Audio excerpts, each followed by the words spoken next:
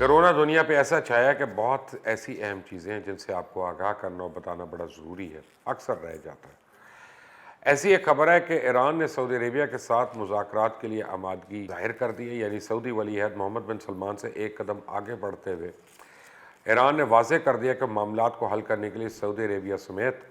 اپنے ہمسایہ ممالک کے ساتھ کسی بھی سطح پہ مذاکرات کے لیے تیار ہے، اور یہ بڑی اہم پیش رفت ہے۔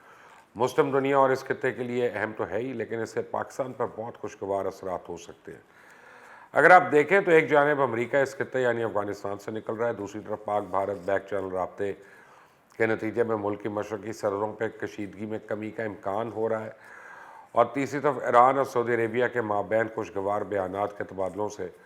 پاکستان کے مغربی جانب امن اور استحکام کی امید پیدا ہو گئی۔ جلد عمران خان بھی اب محمد بن سلمان سے ملنے والے ہیں، تو اگر آپ تاریخ کے اوراق کو پلٹیں تو فروری 1979 کے اسلامی انقلاب سے پہلے دونوں مسلم ممالک کے تعلقات دوستی اور قریبی تعاون پہ مبنی تھے، جس کی وجہ سے نہ صرف خلیج فارس ایک مستحکم خطہ تھا، بلکہ دونوں ملکوں کے مابین تعاون کی وجہ سے تیل کی برآمد کرنے والی ممالک کی تنظیم اوپیک بھی مغربی ممالک کو اپنی شرائط پر تیل خریدنے پہ مجبور کر لیتی تھی۔ لیکن گزشتہ 4 دہائیوں میں امریکہ نے ان دونوں ملکوں کے مابین غلط فہمیاں، بدگمانیاں پیدا کر کے خطے میں کشیدگی کی فضا پیدا کی،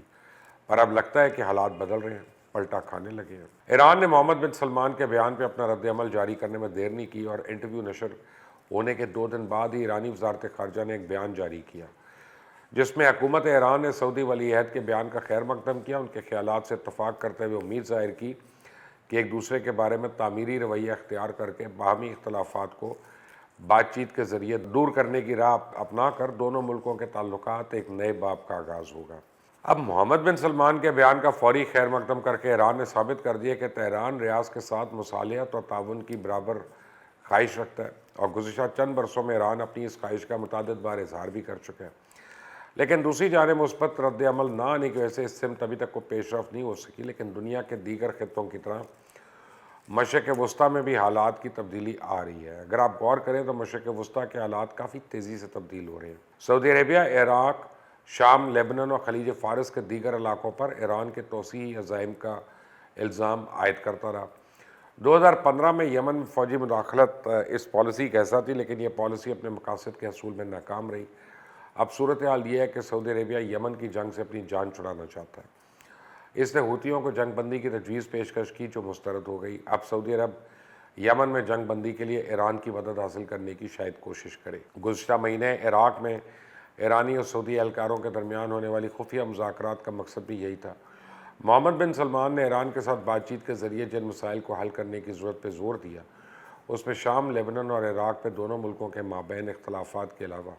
یمن میں باغی حوثی قبائل کو جنگ بندی پر مائل کرنا بھی شامل ہے۔ گزشتہ مہینے فائنینشل ٹائمز نے ایک عہدیدار کے حوالے سے بتایا کہ 9 اپریل کے بعد بغداد میں ہونے والے مذاکرات کے پہلے دور میں حوثی باغیوں کی جانب سے کیے جانے والے حملوں سے متعلق بات چیت ہوئی، جو پازیٹیو رہی۔ اس عہدیدار نے اپنا نام ظاہر کیے بغیر کہا کہ سعودی وفد کی سربراہ خالد بن حمید تھے، اور جو ملک کی انٹیلیجنس سروس کے سربراہ بھی ہیں، اور رپورٹ کے مطابق آئندہ ہفتے ان مذاکرات کا دوسرا دور ہونا تھا۔ اب اخبار کے مطابق یہ بات چیت کروانے میں عراقی وزیر اعظم مصطفیٰ کاظمی نے سہولت کار کا کردار ادا کیا، اور عراقی وزیر اعظم نے گزشتہ مہینے ریاض میں سعودی ولی عہد شہزادہ محمد بن سلمان سے بھی ملاقات کی۔ عہدیدار نے تو بتایا کہ یہ بات چیت اس لیے تیزی سے آگے بڑھائی جا رہی ہے کیونکہ ایک طرف امریکہ ایران کے ساتھ جوہری معاہدے پہ بات چیت تیزی سے آگے بڑھانا چاہتا ہے، دوسری جانب سعودی عربیہ پہ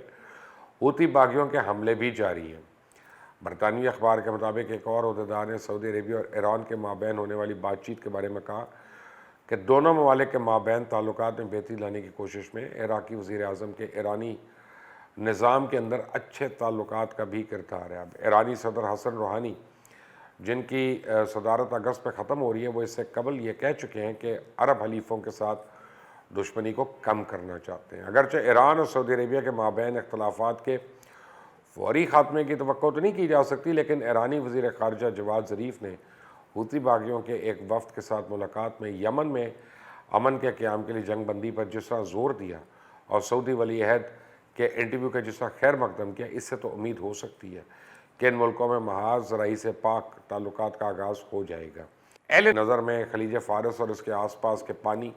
مثلا خلیج عمان اور بحر احمر میں میری ٹائم سیکیورٹی ایک انتہائی سنگین مسئلے کی صورت اختیار کر چکی ہے، جسے حل کرنے کے لیے نہ صرف علاقائی ممالک بلکہ بین الاقوامی برادری بھی فوری اور مؤثر اقدام کی خواہش مند ہے۔ سعودی عربیہ کی طرف سے ایران کے ساتھ تعلقات اور باہمی اختلاف کے ڈائیلاگ کو ذریعے حل کرنے کی پیشکش کے پیچھے جو متعدد وجوہات، ان میں میری ٹائم سیکیورٹی سب سے اہم ہے، کیونکہ ان کی عدم موجودگی میں تمام علاقائی ممالک کے اپنے اپنے مفادات خطرے میں ہیں۔ گزشتہ 6-7 برس کے تجربے کی بنیاد پہ سعودی عربیہ غالباً اس نتیجے پہ پہنچ چکا ہے کہ ایران کے تعاون کے بغیر یہ مقصد حاصل نہیں ہو سکتا۔ اس وقت مشرق وسطیٰ اور خلیج فارس میں ایسی سیاسی طاقتیں مستحکم ہو چکی ہیں جو نہ صرف اپنے مفادات کو پہچانتی ہیں بلکہ ان کے تحفظ کے لیے امن اور باہمی تعاون کی اہمیت کو تسلیم کرتی ہیں۔ اس لیے سعودی عربیہ اور ایران کے مابین تعلقات کو نارمل لانے کے لیے موجودہ کوشش میں خطے میں امن اور سلامتی کے لیے ایک انتہائی نیک شگون ہے۔ تمام صورتحال کا اندازہ آپ ایرانی وزیر خارجہ جواد ظریف کی اس ٹویٹ سے لگا لیں، جس میں انہوں نے کہا ہے کہ افق پر مثبت علامات کے اشارے ملے ہیں۔ ایران اور سعودی عربیہ کے مابین مصالحے سے جن ملکوں کو خصوصی طور پہ فائدہ پہنچ سکتا ہے، ان میں پاکستان اور چائنا شامل ہیں۔ خاص طور پہ پاکستان میں اس کا خصوصی خیر مقدم کیا جائے گا، بلکہ کیا بھی جا رہا ہے۔ محمد بن سلمان کے انٹرویو کے فوراً بعد عمران خان نے ان کے اس بیان کا خیر مقدم کیا، کیونکہ ایران اور سعودی عربیہ دونوں پاکستان کے دوست ممالک ہیں اور ان کے مابین کشیدگی سے پاکستان کی خلیج فارس میں ڈپلومیسی کے لیے پیچیدگیاں پیدا ہو رہی تھیں۔ ایران اور سعودی عربیہ کے تعلقات میں بہتری سے پاکستان کی مغربی سرحدوں پہ امن اور استحکام کی فضا بھی ہوگی، جو اس پورے خطے میں ترقی اور خوشحالی کے لیے ضروری ہے، انتہائی ضروری۔ چائنا کا کمال یہ ہے کہ اسے دو مخالف ممالک سعودی عربیہ اور ایران کے ساتھ بیک وقت اچھے تعلقات قائم کیے، اور چائنا نے سعودی عربیہ کو ایٹمی پروگرام بنانے میں مدد فراہم کی۔ جب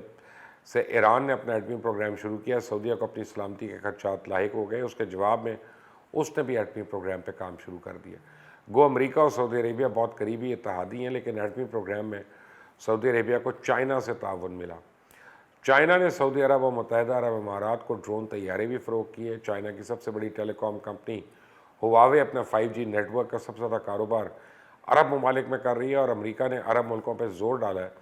کہ چائنا سے قربت نہ بڑھائیں، لیکن ابھی تک تو کامیاب نہیں ہوا۔ دوسری جانب اگر چائنا کی بات کی جائے تو کرونا وبا کے بعد چائنا مشرق وسطیٰ میں داخل ہو چکا ہے، فوجیں لے کر نہیں بلکہ اپنی معاشی طاقت کے بل بوتے پہ۔ چائنا نے خلیجی ممالک مصر، ایران اور عراق کو بڑے پیمانے پہ دوائیں، طبی سامان اور ماہرین بھیجے۔ اس کے برعکس امریکہ نے کام نہیں کیا، حالانکہ وہ بیشتر عرب ممالک کا پرانا اتحادی اور ان ملکوں میں اس کے فوجی اڈے قائم ہیں۔ چائنا نے امریکی فوجی طاقت کے مقابل آنے کی بجائے معاشی میدان میں عرب خلیجی ممالک میں اپنا اثر رسوخ بڑھایا۔ اس وقت چائنا اور عراق کے درمیان تجارت عروج پہ ہے۔ چائنا اس عرب ملک کا سب سے بڑا تجارتی ساتھی ہے، اور چائنا کا مفاد یہ ہے کہ عرب ممالک اس کو پیٹرولیم مہیا کر سکیں۔ تیل کے بدلے چائنا عرب ملکوں میں صنعتی کارخانے لگا رہا ہے، بندرگاہیں تعمیر کر رہا ہے، ریلوے کا نظام بنا رہا ہے۔ عرب ممالک کے چائنا سے بڑھتے معاشی تعلقات کی ایک وجہ یہ بھی ہے کہ دنیا میں پیٹرولیم کی اہمیت رفتہ رفتہ کم ہوتی جا رہی ہے، اور چائنا کے مشرق وسطیٰ میں داخل ہونے کے بعد اس خطے کی علاقائی سیاست میں تیزی سے تبدیلیاں آ رہی ہیں۔ سعودی عربیہ کو احساس ہو گیا کہ ایران کو تنہا کرنے کی تو پالیسی کامیاب نہیں ہو سکے گی، یہ بڑی اہم پیش رفت ہے۔ اگر سعودی عربیہ اور ایران کے تعلقات میں بہتری آ گئی تو اس کے پورے خطے اور پاکستان پر بڑے پازیٹیو اثرات ہوں گے۔ پاکستان اور ایران کے درمیان باقاعدہ بڑے پیمانے پہ تجارت ہو سکے گی، معاشی سرگرمیوں کو فروغ ملے گا، خطے میں امن آئے گا، استحکام آئے گا، اور سب سے بڑھ کر سیکٹیرین وائلنس میں انتہائی حد تک کمی آ سکتی ہے۔ اس چینل کو سبسکرائب کریں، بیل آئیکن پریس کریں۔ اللہ حافظ۔